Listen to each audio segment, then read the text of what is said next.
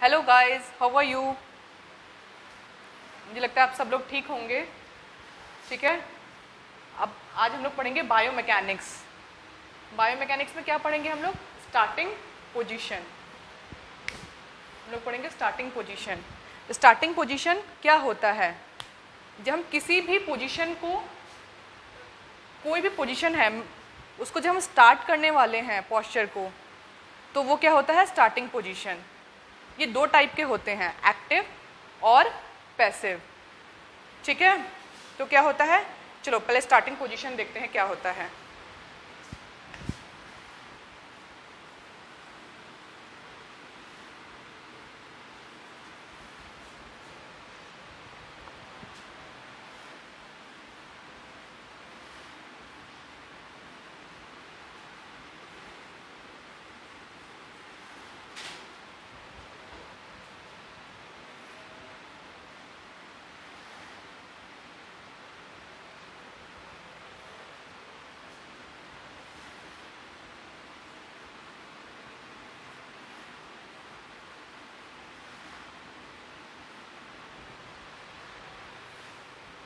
ठीक है, कोई भी मूवमेंट इनिशिएट करने के लिए जो बेसिक पोस्चर होगा उसे हम बोलते हैं स्टार्टिंग पोजीशन।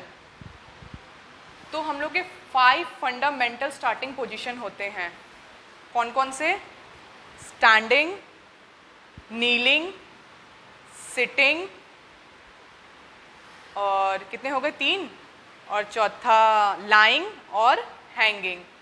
और जितने भी एक्सरसाइज होते हैं, जितने भी पोजीशन होते हैं, हम लोग इन्हीं 5 पोजीशन से डिराइव करते हैं। उन्हें बोलते हैं डिराइव्ड पोजीशन, क्योंकि वो उससे डिराइव होता है। ठीक है, तो ये हो गया स्टार्टिंग पोजीशन। तो फिर क्या होता है? 5 फंडामेंटल स्टार्टिंग पोजीशन। ठीक है,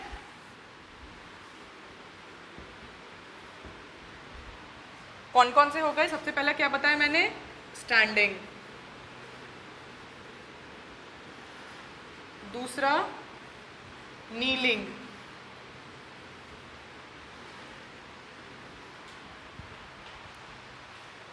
तीसरा सिटिंग।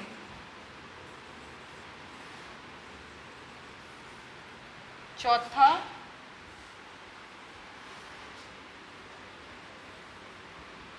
लाइंग, जो तुम लोग अभी पूरे दिन करते रहते हो। पांचवा हैंगिंग। ठीक है, ये 5 फंडामेंटल स्टार्टिंग पोजीशन है। अब इनको हम 1 बाय 1 एक्सप्लेन करके पढ़ेंगे। ठीक है, सबसे पहला क्या है? स्टैंडिंग। स्टैंडिंग मतलब खड़े होना। जब हम खड़े होते हैं तो हमारा पोजीशन कैसा होना चाहिए? ठीक है,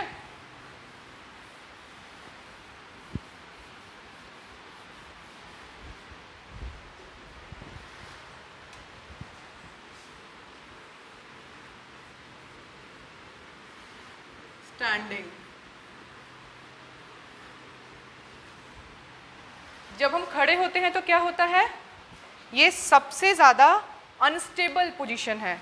क्यों सबसे ज़्यादा अनस्टेबल पोजीशन क्यों है? क्योंकि सीओजी और ग्राउंड के बीच में जो डिस्टेंस है वो सबसे ज़्यादा है।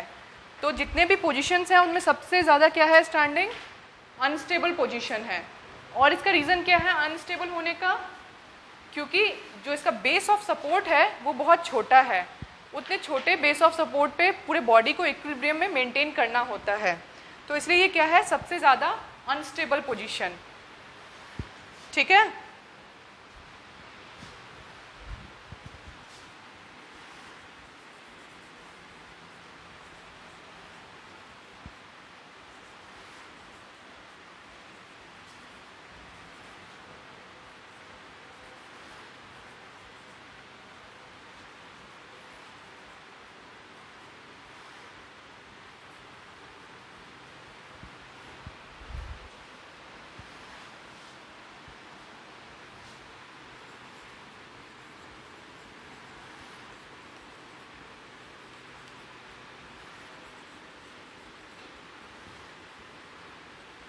Correct alignment. ठीक है, और क्या होता है इसमें, जब स्टैंडिंग करते हैं तो हमें कैसे खड़े होना चाहिए। सबसे पहले लोअर लिम्ब पे आते हैं। लोअर लिम्ब हील क्या होगा, एक हील जो है एक लाइन में होगा और दोनों हील आपस में मिला हुआ होगा। ठीक है, टोज आपस में मिले हुए नहीं होंगे, टोज ऐसे रहेंगे।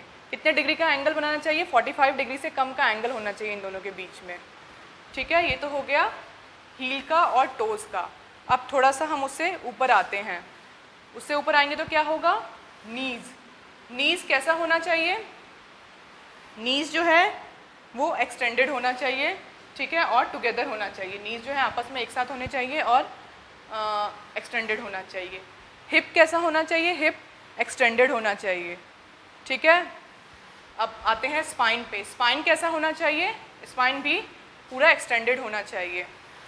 ईयर एक अलाइनमेंट में होना चाहिए। शोल्डर एक अलाइनमेंट में होना चाहिए। शोल्डर के बाद जब हैंड होना चाहिए, वो हैंड कैसे होगा, वो होगा हमारा बॉडी की तरफ, लेटरल रोटेटेड रहेगा, थोड़ा सा एक्सटेंडेड रहेगा और लेटरली रोटेटेड रहेगा। शोल्डर एडक्टेड रहेगा और एल्बो एक्सटेंडेड और शोल्डर क्या रहेगा, थोड़ा सा लेटरली रोटेटेड रहेगा। हिप, जब हम खड़े होते हैं और जब हमारा टोस बाहर की तरफ निकला रहेगा तो हमारा हिप कैसे रहेगा, लेटरली रोटेटेड रहेगा। ठीक है, तो ये हो गया हमारा स्टैंडिंग का पोस्चर। कैसे कैसे रहेगा, सबसे पहले toes slightly apart,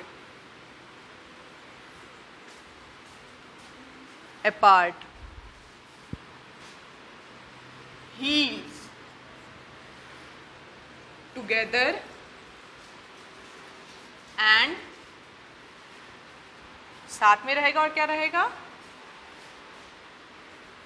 on same alignment।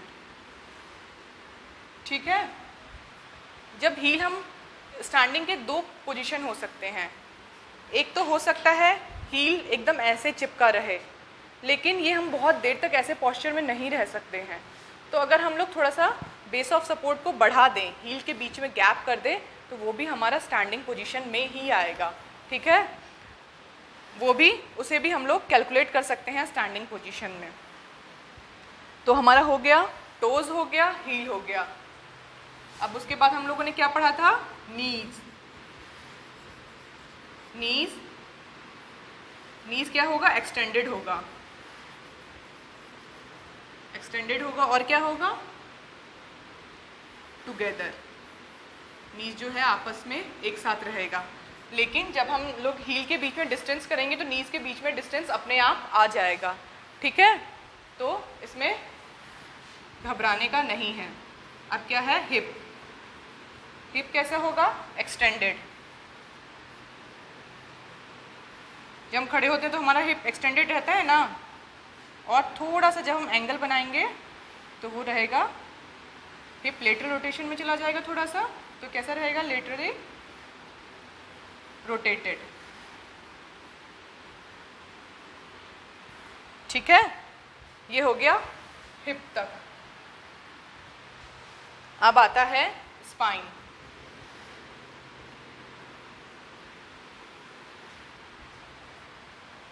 Spine में क्या होगा, एक्सटेंडेड।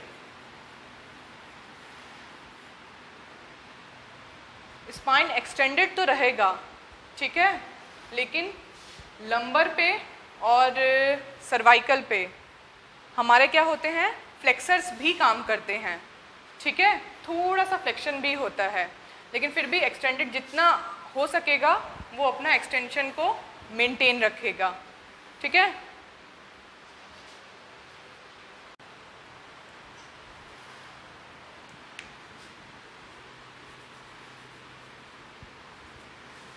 ईयर्स कैसे होंगे, एक लेवल पे होंगे ना, होगा ना ही ऐसे होगा ना ही ऐसे होगा।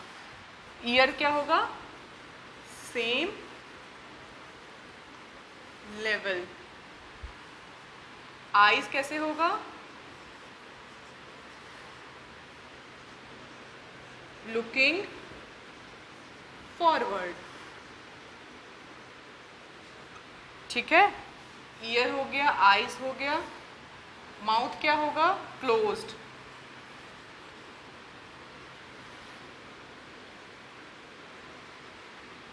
ठीक है, ये तो हो गया हमारा हेड वाला पोर्शन। अब आते हैं हम लोग शोल्डर पर। शोल्डर कैसे होगा? इन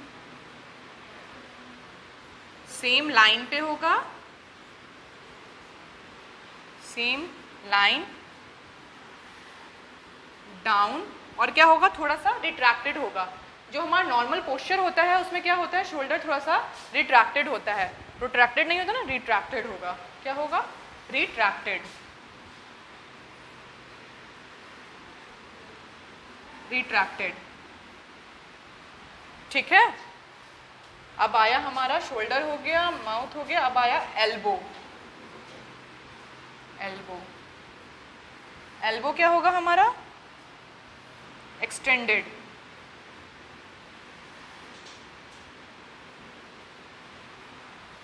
शोल्डर पे आते हैं। शोल्डर हमारा सेम लाइन में होगा, डाउन होगा, रिट्रैक्टेड होगा, और क्या होगा? थोड़ा सा लेटरली रोटेटेड होगा, क्योंकि हम लोग पाम को क्या कर रहे हैं? इनसाइड कर रहे हैं, तो उस हिसाब से हमारा क्या होगा? शोल्डर जो होगा थोड़ा सा लेटरली रोटेटेड होगा। एल्बो क्या होगा? एक्सटेंडेड। ठीक है, पाम क्या होगा?